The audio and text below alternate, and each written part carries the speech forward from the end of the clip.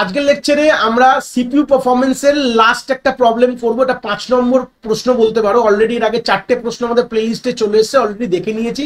যারা এখনো কনসেপ্টগুলোকে grip up করোনি প্রথম দা বেসিক থেকে, আমি এই ভিডিও আই বাটনের প্লেলিস্টের লিঙ্ক প্রোভাইড করে দেবো। কিছু ভিডিওসও এই আই বাটনে প্রোভাইড করবো, আগের ইম্পর্টেন্ট ভিডিওস, তোমরা ওখান থেকে সিকুয়েন্সিয়াল জিনিসটাকে গ্রিপ আপ করতে পারো। এই প্রশ্নটা কি বলছে দেখে নি। মোটামুটি এটা একটা ধরন, টোটাল 5টা প্রশ্ন করলাম, মানে 5টা ধরন কিন্তু আমরা ক্লিয়ার করলাম।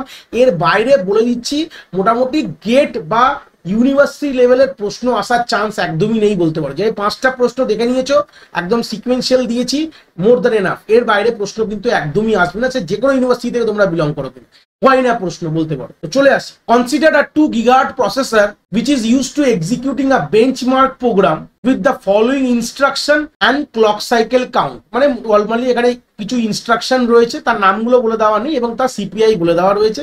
একদম ওইভাবে দেখবে না। ইনস্ট্রাকশন কাউন্ট আর সিপিআই মানে কোনো একটি বেঞ্চমার্ক প্রোগ্রাম বলেছে। দিস আ বেঞ্চমার্ক মানে কোনো একটি প্রোগ্রামের মধ্যে কিছু ইনস্ট্রাকশন আছে। ধরুন এটাকে ইনস্ট্রাকশন 1 দিয়ে করো, এটা ইনস্ট্রাকশন 2 ক্যাটাগরি অফ ইনস্ট্রাকশন বলবে। এটা 1 নম্বর ক্যাটাগরি ইনস্ট্রাকশন, 2 নম্বর এটা ইনস্ট্রাকশন, 3 নম্বর ক্যাটাগরি, এটা 4 নম্বর ক্যাটাগরি ইনস্ট্রাকশনের মধ্যে এই এতগুলো ইনস্ট্রাকশন আছে কি এই বেঞ্চমার্ক প্রোগ্রামের। তো ইন্ডিভিজুয়াল তার প্রত্যেকটি ইনস্ট্রাকশনকে এক্সিকিউট করতে কতগুলো সিপিআই লাগে, মানে ক্লক পার ইনস্ট্রাকশন কত লাগে সেটা বলে দেওয়া রয়েছে। আলটিমেটলি তোমাকে এফেক্টিভ সিপিআই এবং টোটাল এক্সিকিউশন টাইম তোমাকে বার করতে হবে। এফেক্টিভ সিপিআই মানে হচ্ছে অ্যাভারেজ সিপিআই। এটা কথাটা বলে দিলাম, প্রশ্নটা ঘুরিয়ে দিয়েছে বলেই প্রশ্নটা রেখেছি, চট করে দেখে তোমরা ঘাবড়ে না যাও স্যার এফেক্টিভ সিপিআই মানেটা কি। এটার মানেই হচ্ছে কিন্তু আমাদের অ্যাভারেজ সিপিআই এর কথা কিন্তু বলেছে, অ্যাভারেজ সিপিআই, এটা মাথায় রাখবে। তো চলে আসি। তো প্রথমে তো অ্যাভারেজ সিপিআই তোমরা জানি, সিপিআই অ্যাভারেজ ফর্মুলাটা লিখে দিলাম। এতদিন ফর্মুলা লিখছিলাম না, এর আগের ভিডিওতেও বলেছিলাম ফর্মুলা খাতায় লিখবে 1/(x) ni ইনটু তোমার CPI divided by summation i is equal to 1 থেকে x, এখানে হচ্ছে ni, এই হচ্ছে ফর্মুলা ছিল।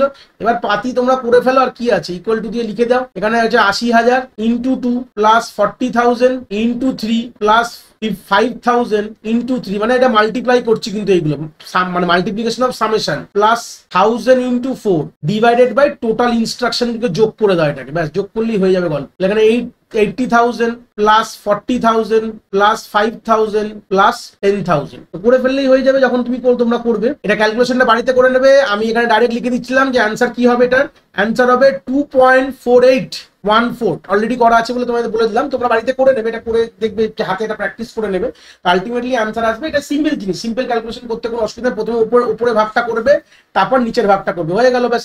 সিম্পল ডিভাইড করে নেবে, তাহলেই তো হয়ে যাবে। এই হচ্ছে ব্যাপার। তো আমরা পেয়ে গেলাম অ্যাভারেজ সিপিআই। এবার তো আমাদের ইজি ব্যাপার, আমাদের এক্সিকিউশন টাইমটা বার করতে হবে। ফর্মুলা কি আছে, n into CPI average divided by F clock, ব্যাস হয়ে গেল। সিম্পল, আর কিছু ব্যাপার নেই, করে নাও। n এখানে যোগ করে নেবে টোটাল ইনস্ট্রাকশন কতগুলো আছে।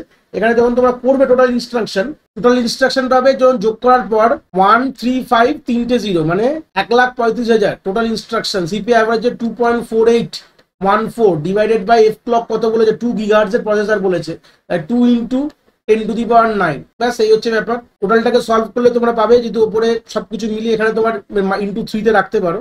তো সবকিছু যখন তোমরা করবে, তো করার পর চলে আসবে তোমাদের 167.494 ইন্টু 10⁻⁻6। তো -6 মানেই কি হচ্ছে আমাদের মাইক্রো সেকেন্ড বলতে পারো। তাহলে 167.494 মাইক্রো সেকেন্ড। তোমরা মিলি সেকেন্ডও নিয়ে দেবে, 3টে গেলেই মিলি সেকেন্ড হয়ে যাবে। মানে এটাকে যদি নিতে চাও তিনটে পয়েন্ট যদি আগে করে দাও, তাহলে 0.167,494 মিলি সেকেন্ডও তোমরা চাইলে 3টে পয়েন্ট আগে করলেই তোমার 10⁻⁻6 থেকে -3 হয়ে যাবে। 3 করলেই তোমার মিলি সেকেন্ডে তোমাদের অ্যান্সার চলে আসবে।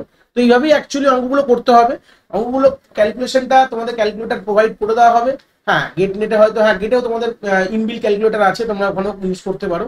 সাইন্টিফিক ক্যালকুলেটর ইউজ করে করতে পারো, কোনো অসুবিধা নেই। ওখানে ইনবিল্ট সিস্টেম ক্যালকুলেটর থাকে, কোনো প্রবলেমের বিষয় নেই। আর তোমরা তো ইউনিভার্সিটিতে কোনো ব্যাপারই না, ক্যালকুলেটর প্রোভাইড করে দেবে। তো অঙ্কগুলো খুব চাপের না, কনসেপ্ট বুঝলেই করতে পারবে, খুব ব্যাপার না, খুব ইজি জিনিস। তো এইখানে গিয়ে আমরা কিন্তু সিপিইউ পারফরমেন্সের উপর যে নিউমেরিক্যাল, যেখানে আমরা CPI count, average CPI, total execution, এই যে ব্যাপারগুলো এমআইপিএস, এই গল্প শেষ করলাম। এর পরের লেকচারে কিন্তু আমরা কিছু আরো প্যারামিটার্স দেখবো সিপিইউ পারফরমেন্সের উপর, এটা নিয়ে কি কি প্রশ্ন আছে সেটা আমরা দেখতে পারবো এর পরের লেকচার অনওয়ার্ডস। আশা করি আমরা এই কনসেপ্টটা এখানে খুব ভালো করে বুঝতে পেরেছি।